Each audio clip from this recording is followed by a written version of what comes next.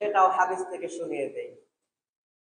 মুসলমান ভাইরা আমার, বন্ধুরা আমার, রাসূল আরবি সাল্লাল্লাহু আলাইহি ওয়াসাল্লামের সাহাবী হযরত আবু হুরায়রা রাদিয়াল্লাহু তাআলা আনহু আল্লাহর নবী থেকে একটা হাদিস বর্ণনা করে দেন।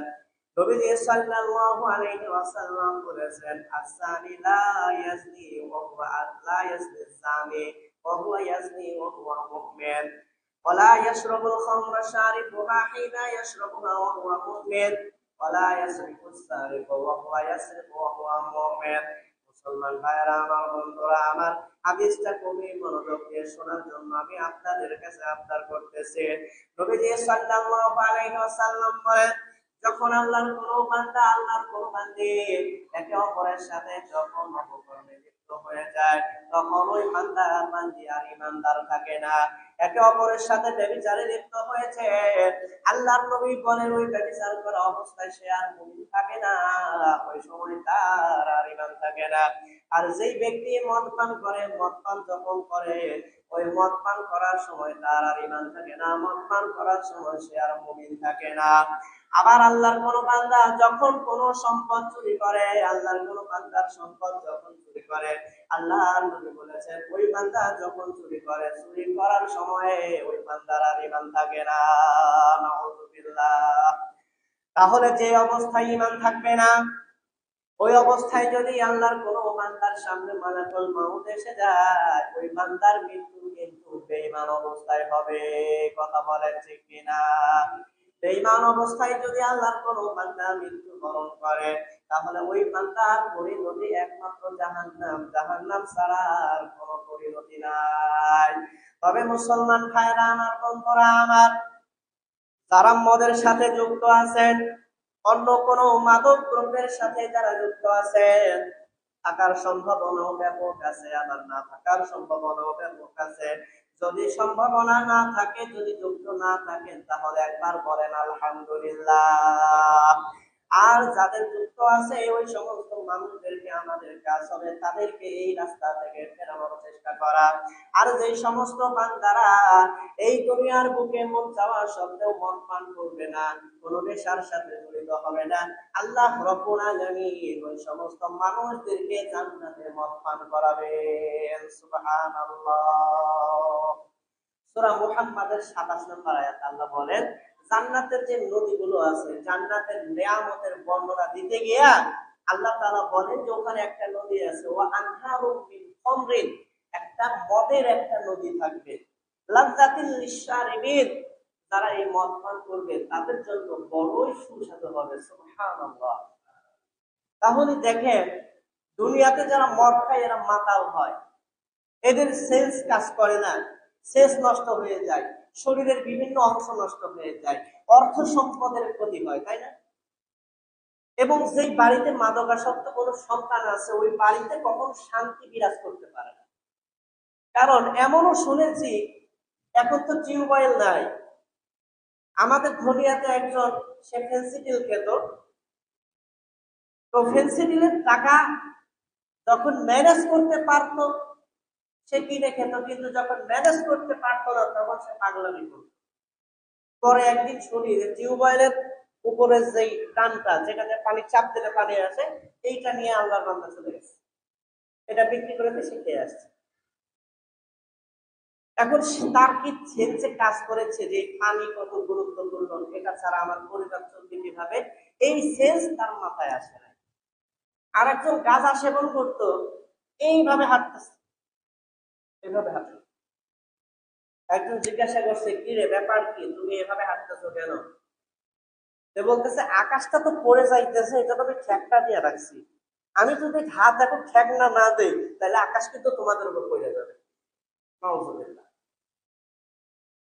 এখন সে বুঝতেছে এটা, কিন্তু আসলে তো তার সেন্সে কাজ করতেছে না যে আকাশ ভেঙ্গি করলে তার দুই হাত দিয়ে থামাইতে পারবে না। এবং এমন অনেক খবর পাওয়া গেছে যে মাদকাসক্ত সন্তান নিজের বাবাকে পর্যন্ত হত্যা করে, নিজের মায়ের গায়ে হাত তুলে ধরে বলেন নাউযুবিল্লাহ। কারণ তার তো সেন্সি কাজ করে না। যদি সেন্সি কাজ না করে, সে ভালো মন্দ কেমন করে বুঝে? সে তো ভালো মন্দ বুঝবে না। আর এই জিনিসগুলো তার ব্রেন, তার সেন্স, তার ভালো মন্দ বোঝার ক্ষমতা, হালাল হারাম বোঝার ক্ষমতা এটা নষ্ট করে দেয়।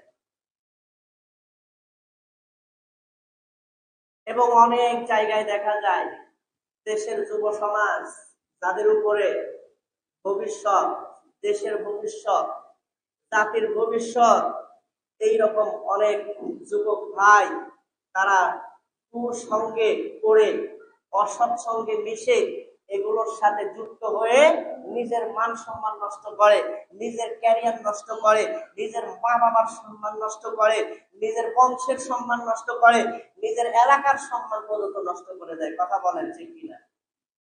তাহলে এই কাজ কোনো ভালো দিক নাই, এই মাদক সেবনের কোনো ভালো দিক নাই।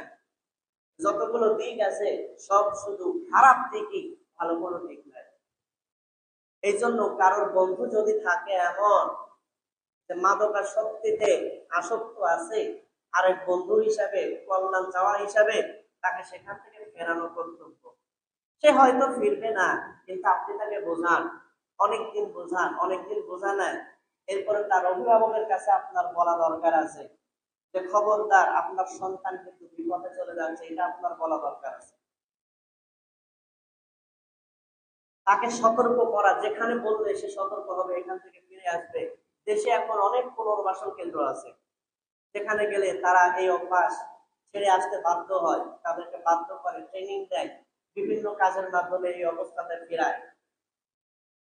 আর যদি কোনো এলাকাতে এগুলোর কোনো ব্যবসায়ী থাকে, অনেক এলাকাতেই হয়তো আছে, তো সেখানে যারা সমাজের গণ্যমান্য ব্যক্তি, তাদের উচিত তাদেরকে প্রথমে বোঝানো, তাদেরকে বোঝানো যে তুমি এই হারাম কাজ তুমি এলাকায় করতে পারো না, এই হারাম ব্যবসা তুমি এই এলাকাতে করতে পারো না। তাদেরকে এটা বুঝাইতে হবে। না বুঝলে প্রয়োজনে সালিশে বসায়া এই অভ্যাস থেকে এই ব্যবসা বন্ধ করতে হবে। এরপরেও যদি সংশোধন না হয়, প্রয়োজনে তাকে একঘরে করতে হবে, এলাকার কোনো মানুষ তার সাথে সম্পর্ক রাখবে না, কিন্তু এই হারাম ব্যবসা চলতে দেওয়া যাবে না। কথা বলেন ঠিক কিনা? সবার কথা তো শুনবে না সবাই, সবার কথা সবাই শুনবে শুনবে না। যার কথা শুনবে, যাদের কথা শুনবে, তাদেরকে এই পদক্ষেপটা নেওয়া দরকার। তা না হলে সমাজ নষ্ট হয়ে যাবে, যুব সমাজ নষ্ট হয়ে যাবে। অনেক সম্ভাবনাময়ী তরুণ এই মাদকের ছবলে পড়ে তার ক্যারিয়ার নষ্ট করেছে, মৃত্যুর মুখে ধরে পড়েছে, নিজের মা বাবার গায়ে হাত তুলেছে শুধু এই ছবলে পড়ে। কাজে এগুলোর কোনো ভালো দিক নাই। কেউ হয়তো বলতেও পারবেন না কোনো ভালো দিক এগুলো সেগুলোর বোঝা আছে। এই জন্য আমাদের দায়িত্ব হবে, যারা আমার কাছের মানুষ, আমরা দেখতেছি যে এই কাজের দিকে আসক্ত হয়ে যাচ্ছে, তাদেরকে ফেরানো সময়ের অন্যতম গুরুত্বপূর্ণ কাজ। তাদেরকে আমাদের ফেরাইতে হবে। যদি ফেরাইতে না পারি, একদিন ধরে হয়তো দেখা যাবে ওইটা আমার ঘরেই ঢুকে গেছে, আমার ঘরেই হয়তো ঢুকে গেছে।